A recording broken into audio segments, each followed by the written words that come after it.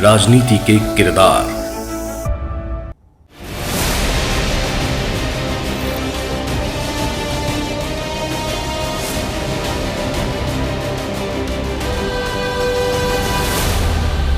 सत्रह साल पहले 2008 में मालेगांव में हुए बम विस्फोट में जिन लोगों पर मामले चल रहे थे, उस पूरे मामले में अब यू टर्न आ गया है। एनआईए ने मांग की है कि प्रज्ञा ठाकुर और अन्य आरोपियों को कड़ी से कड़ी सजा दी जाए। पहले ये खबर आई थी कि एनआईए ने इस मामले में प्रज्ञा भारती को फांसी या मृत्युदंड की मांग तक कर डाली थी, लेकिन बाद में वो खबरें हटा ली गई। शायद कुछ दबाव रहा होगा।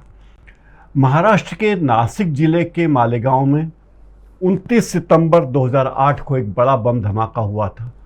उस बम धमाके में 6 लोगों की मौत हो गई थी और 100 से ज़्यादा लोग घायल हो गए थे। रमज़ान का महीना था। मृतकों और घायलों में, हताहत होने वाले लोगों में सबसे ज़्यादा, क्या कहना चाहिए, 100% मुस्लिम लोग थे। मस्जिद के पास हुए इस बम धमाके में जिन लोगों को आरोपी बनाया गया था, कहना चाहिए, उनमें बीजेपी की पूर्व सांसद प्रज्ञा ठाकुर, कई 6 लोग शामिल थे। इन लोगों ने इस मामले को अंजाम दिया था, बम विस्फोट को, और जिस मोटरसाइकिल से विस्फोट हुआ था वो प्रज्ञा भारती के नाम पर थी। इस मामले में प्रज्ञा भारती पकड़ी गई और बाद में वे राजनीति में सक्रिय हुई। जमानत पर रहते हुए वे सांसद बनी। नवंबर 2024 में मुंबई की एनआईए की विशेष कोर्ट ने मालेगांव बम धमाके में लगातार गैर हाजिरी के कारण प्रज्ञा भारती के खिलाफ जमानती वारंट जारी किया था, क्योंकि यह मामला अपने अंतिम चरण में था और प्रज्ञा भारती गवाही देने के लिए नहीं जा रही थी। कोर्ट ने उन्हें 13 नवंबर 2024 तक हर हाल में पेश होने के लिए कहा, वरना उनकी गिरफ्तारी तय थी। उसके जवाब में प्रज्ञा भारती ने सोशल मीडिया पर पोस्ट लिख दिया और कहा कि उनके दिमाग में सूजन है, आंखों से कम दिखाई देता है, कानों से कम सुनाई देता है, बोलने में संतुलन नहीं है और पूरे शरीर में सूजन की समस्या है। इन स्वास्थ्य कारणों से वे अस्पताल में इलाज करा रही हैं। उन्होंने बयान में कहा था कि अगर मैं जिंदा रही तो कोर्ट ज़रूर आऊँगी। मानो कोर्ट पे एहसान किया हो। खैर, उन्होंने कांग्रेस पर लगातार ये आरोप लगाए कि कांग्रेस अत्याचार का रास्ता अपना रही थी। कांग्रेस की हुकूमतों ने प्रज्ञा भारती पर बहुत ज़्यादा प्रताड़ना दी और उन्हें शारीरिक रूप से, मानसिक रूप से कष्ट दिया। साध्वी प्रज्ञा को 2024 में बीजेपी ने भोपाल से लोकसभा का टिकट दे दिया। तब वे जमानत पर थी। एनआईए कोर्ट में उनके मामले की जांच चल ही रही थी, मालेगांव बम ब्लास्ट मामले की, और वे चुनाव के मैदान में उतर गईं। सामने थे मध्य प्रदेश के पूर्व मुख्यमंत्री और कांग्रेस के दिग्गज नेता दिग्विजय सिंह। दिग्विजय सिंह का नाम पहले घोषित हो चुका था और बीजेपी ने बाद में प्रज्ञा ठाकुर के नाम का ऐलान किया। जबरदस्त तरीके से जीती। दिग्विजय सिंह की करारी हार हुई। लगभग 3,65,000 वोट ज़्यादा मिले प्रज्ञा ठाकुर को और वे जीत गई। बम्पर जीत थी, जबकि ये माना जा रहा था कि दिग्विजय सिंह भोपाल से निश्चित ही जीत जाएंगे, लेकिन वे नहीं जीते। बीजेपी ने प्रज्ञा सिंह ठाकुर को जो उम्मीदवार बनाया था, उसके पीछे कारण ये था कि वे हिंदुत्व का चेहरा थी और कट्टर हिंदुत्ववादी नेता के रूप में घोषित हो चुकी थी। मालेगांव बम ब्लास्ट में उन पर साजिश रचने का आरोप था। उनके अलावा कर्नल पुरोहित थे, जिन्हें जांचकर्ताओं ने पाया कि वो भी साजिश में शामिल थे। अन्य आरोपी थे रामचंद्र कालसंग्रा, दीपक डांगे, सुधाकर द्विवेदी और शिव नारायण कालसंग्रा। इनमें से कुछ लोग की मृत्यु हो चुकी है, वे लोग हैं नहीं। प्रज्ञा सिंह ठाकुर पर आरोप था कि उन्होंने मालेगांव बम ब्लास्ट की साजिश में महत्वपूर्ण भूमिका निभाई। एटीएस के मुताबिक प्रज्ञा ने साजिश की बैठकों में हिस्सा लिया। विस्फोट के लिए जिस मोटरसाइकिल का इस्तेमाल किया गया वो प्रज्ञा सिंह ठाकुर के नाम पर थी और प्रज्ञा सिंह ठाकुर अभिनव भारत नामक एक संगठन से जुड़ी थी, जो इस हमले का जिम्मेदार माना गया। प्रज्ञा ने दावा किया कि सारी बातें झूठी है, मुझे राजनीतिक कारणों से फंसाया गया क्योंकि मैं हिंदुत्ववादी नेता हूँ। 2017 में, यानी 2008 में कांड हुआ था, 2017 में नरेंद्र मोदी जी की सरकार आ चुकी थी। तब एनआईए ने कहा कि हमारे पास प्रज्ञा सिंह ठाकुर के खिलाफ पुख्ता सबूत नहीं है और प्रज्ञा सिंह को जमानत मिल गई। प्रज्ञा सिंह ने कहा कि मुझे जेल में लगभग 9 साल जेल में बहुत यातनाएं दी गई, शारीरिक यातनाएं दी गई, मानसिक यातनाएं दी गई, पुलिस हिरासत में मारपीट की गई और सोने नहीं दिया गया, अपमानित किया गया, गालियां दी गई, उन्हें झूठा खाना खाने के लिए उनके चेहरे पर पानी फेंका गया और उनकी धार्मिक भावनाओं को ठेस पहुंचाई गई। प्रज्ञा सिंह ने यह भी आरोप लगाया कि जब वो जेल में थी तो उनको इलाज नहीं कराने दिया गया, उन्हें कैंसर हो गया था। ऐसा प्रज्ञा सिंह ने कहा कि उन्हें कैंसर की बीमारी थी, लेकिन फिर भी जांच नहीं करने दी गई, जिससे उनकी तबीयत और बिगड़ी। कोई ठोस नतीजा नहीं आया, लेकिन बेगुनाही का कोई सबूत प्रज्ञा सिंह पेश नहीं कर पाई। प्रज्ञा सिंह के लिए राजनीति एक बहुत बड़ी ताकत थी, क्योंकि लोकसभा चुनाव में भारतीय जनता पार्टी के उम्मीदवार के रूप में जब प्रज्ञा सिंह मैदान में उतरी, तब उन्हें हिंदू राष्ट्रवाद और राष्ट्रवादी साध्वी के रूप में पेश किया गया। भोपाल की जनता ने उन्हें भरपूर समर्थन दिया और दिग्विजय सिंह को करारी हार का सामना करना पड़ा। जो ये माना जा रहा था कि दिग्विजय सिंह के समर्थकों में सरकारी कर्मचारी बड़ी संख्या में हैं, अल्पसंख्यक बड़ी संख्या में हैं और पिछड़े वर्ग के लोग बड़ी संख्या में, इसलिए दिग्विजय सिंह को हराना असंभव जैसा है। लेकिन दिग्विजय सिंह को प्रज्ञा सिंह ठाकुर ने बहुत तगड़ी टक्कर दी और बुरी तरह हराया। सांसद के रूप में प्रज्ञा सिंह ने कोई उल्लेखनीय कार्य किया हो ऐसा याद नहीं। वो संसदीय समितियों में रही, लेकिन उनकी सक्रियता बहुत ही कम रही। संसद में उन्होंने कभी कभार स्थानीय मुद्दे उठाए, लेकिन कोई ठोस नतीजे पर उनके उठाया मुद्दा नहीं पहुंच पाया। न तो वे वक्त पे संसद में पहुंचती थी, न वक्त पे कोर्ट पे पहुंचती थी। हर बार कहती थी कि मेरी तबीयत खराब है, लेकिन बयानबाजी करने में वे कभी पीछे नहीं रहती।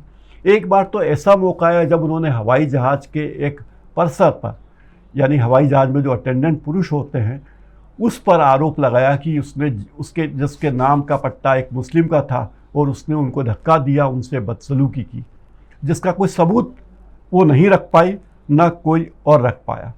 2019 में उन्होंने नाथूराम गोडसे की तारीफ की और कहा कि वो बड़े देशभक्त थे। उसके बाद बीजेपी के अध्यक्ष ने उस बयान का खंडन किया और कहा कि ये उनकी निजी राय है। और प्रधानमंत्री मोदी ने तो एक लंबा बयान दिया और कहा कि इस तरह के बयान हम सहन नहीं करेंगे, ये बयान पार्टी की छवि को नुकसान पहुंचाते हैं, गांधी का अपमान ठीक नहीं है और मैं मन से, मैं अपने दिल से कभी भी प्रज्ञा ठाकुर को माफ़ नहीं करूंगा। यह मोदी जी ने कहा था और शायद माफ़ किया भी नहीं, क्योंकि 2024 में उन्हें टिकट नहीं दिया। प्रज्ञा सिंह का टिकट कट गया 2024 के लोकसभा चुनाव में। हेमंत करकरे जो एटीएस के पदाधिकारी थे, जब वो आतंकी हमले में मारे गए तो प्रज्ञा सिंह ठाकुर का बयान था कि मेरे श्राप से, मैंने हेमंत करकरे को श्राप दिया था इसलिए वो मारा गया, जिसके लोगों ने बहुत आलोचना की, क्योंकि हेमंत करकरे पुलिस अधिकारी थे, सुरक्षा के अधिकारी थे। एक और बयान उन्होंने दिया और महिलाओं से कहा था कि वे अपने घर में बड़ा चाकू रखें, जिससे कुछ लोग मीट वीट काटते हैं, ऐसा बड़ा चाकू रखें ताकि आपकी सुरक्षा हो सके, मौका आने पर आप चाकू चला सके। ये बयान भी उन्होंने दिया, जिसके बारे में भी बहुत बहुत प्रतिक्रियाएं व्यक्त हुई। दिसंबर 2020 में एक कार्यक्रम में प्रज्ञा ठाकुर ने कह डाला, क्षत्रिय को क्षत्रिय कहो तो बुरा नहीं लगता, ब्राह्मण को ब्राह्मण कह दो बुरा नहीं लगता, वैश्य को वैश्य कह दो बुरा नहीं लगता, शूद्र को शूद्र कह दो बुरा लग जाता है। कारण क्या है समझ नहीं पाते।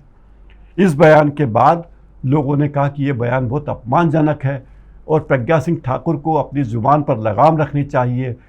इस तरह से किसी का अपमान करने का उनको अधिकार नहीं है। दलित और पिछड़े समुदाय के बारे में इस तरह की शब्दावली का इस्तेमाल करना सहन नहीं किया जाएगा। ये भी कहा गया कि वो हिंदू समाज की नेता नहीं है, हिंदू समाज को बांटने वाली नेता हैं। वे हिंदू समाज के टुकड़े टुकड़े कर देना चाहती हैं, इसीलिए ब्राह्मण, ठाकुर, वैश्य और अन्य वर्ग में वो भेदभाव कर रही हैं। सोशल मीडिया पर और मुख्य धारा के मीडिया ने इस पर बहस छेड़ दी। बीजेपी की ओर से उन पर कोई औपचारिक कार्रवाई नहीं हुई। जून 2022 में प्रज्ञा ठाकुर ने कह दिया था कि भारत हिंदुओं का था, है और रहेगा। शिव मंदिर था और है, उसे फव्वारा बोलना गलत है। मुस्लिमों और विधर्मियों शब्द पर वो बहुत जोर देती हैं। विधर्मियों द्वारा हमारे धर्म के बारे में गलत टिप्पणियां की जाती हैं। इस बयान को भी भड़काऊ माना गया, विशेष रूप से क्योंकि ऐतिहासिक और धार्मिक महत्व के मुद्दों को, संवेदनशील मुद्दों को बहुत ही गैर संवेदनशीलता से बोला गया था। ये बयान सोशल मीडिया पर वायरल हुआ।